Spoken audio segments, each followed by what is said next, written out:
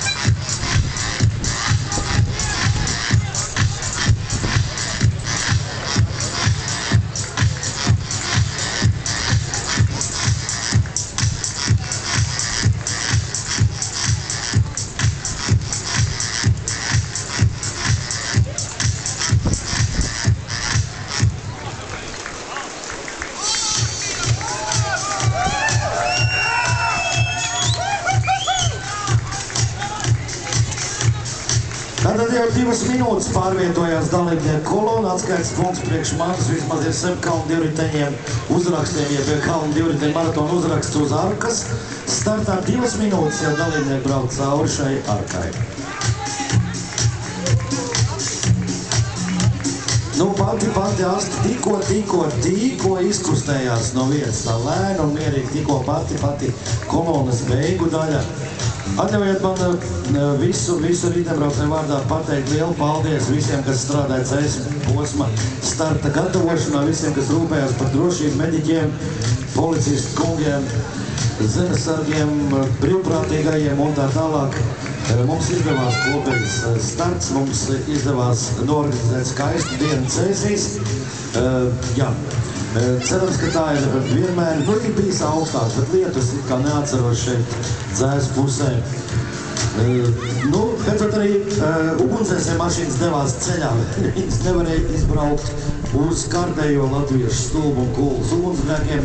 Gan jau aizbrauc, jā. Hokeja trakums turpinās, velotrokams arī ir iesācies un ir sākusies 4. starta minūte, joprojām dalībnieki brauc cauri arkai.